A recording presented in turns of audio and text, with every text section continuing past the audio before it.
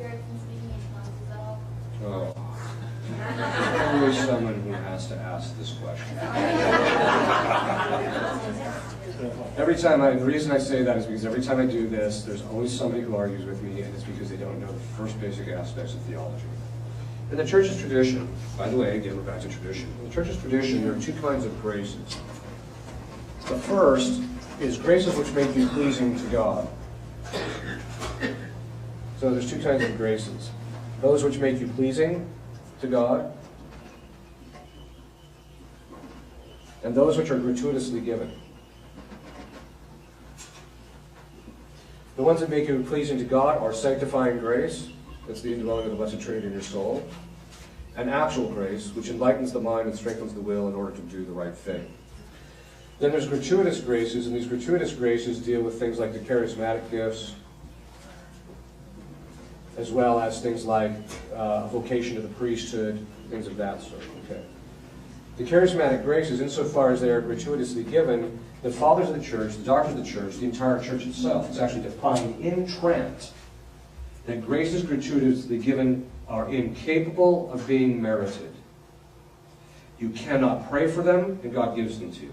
You cannot offer something up to get them. You can't do anything to get them. They are gratuitous purely on the side of God. It says it right in Scripture, He gives them to him as He wills, which means that there's nothing you can do. So people say, oh, well, you can get the gift of tongues if you just sit here and open yourself up to the Spirit. It's how I should have bought a Honda. I'm sorry, but it's not going to work that way. Because the church has defined that these things cannot be gained that way. This came into the Catholic Church from the Pentecostals who did not have a proper theology of grace. So when they thought that you could just do these things and then you would get them. And then, of course, there was all these misinterpretations of St. Paul where these things are talked about. Okay. That being the case, the worst case of possession that I ever had was a woman who asked for the gift of tongues and she got it. There are three kinds of gifts. When you talk about tongues, there's three kinds. The first is for instance, if you're talking about tongues, there's three kinds. First is the authentic. And in Scripture, we see it playing itself out. There's two kinds. The first is the person speaks their language, so you have language A, but the other person hears language B. So when Peter got out there and started preaching, everybody from all over the place had heard their own language.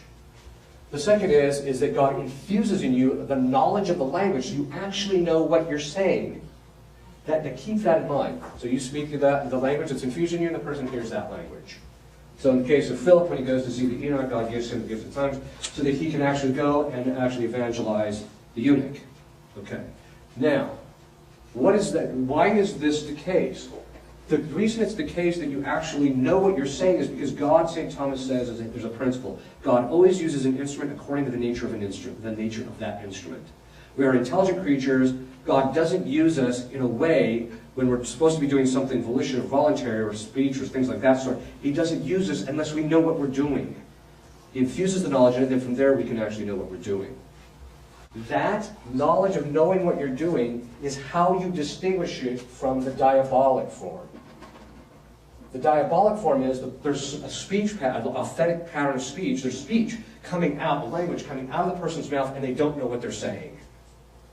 That's what I talked about earlier. Then there were some human studies where they did some studies where they found out there's a human form. And what this human form is they say it's not even really a language. What they found out is that the people that were doing this, so speaking in tongues, and it was purely human, it wasn't one of these other two, is a person who didn't know what they were saying because they weren't saying anything. And they discovered that by close and scientific analysis, that the patterns of speech that they talked with normally as an individual were showing up in the same thing, just a little bit jumbled around. So it was just purely human.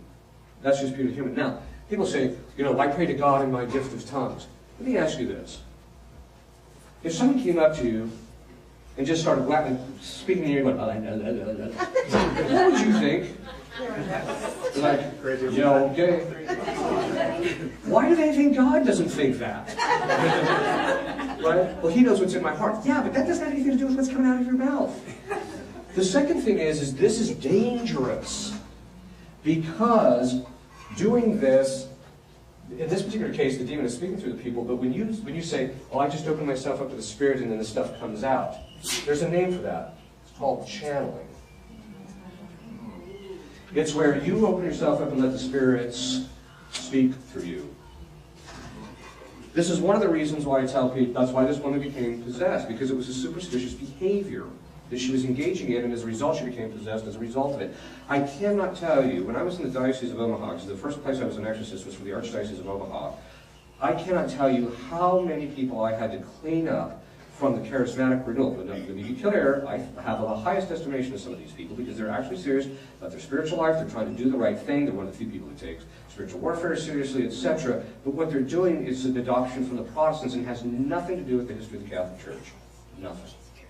And as a result of that, it's really dangerous. So being slain in the Spirit, there is no such charismatic gift. It's not real. In fact, I think a lot of it's just psychological, frankly. So,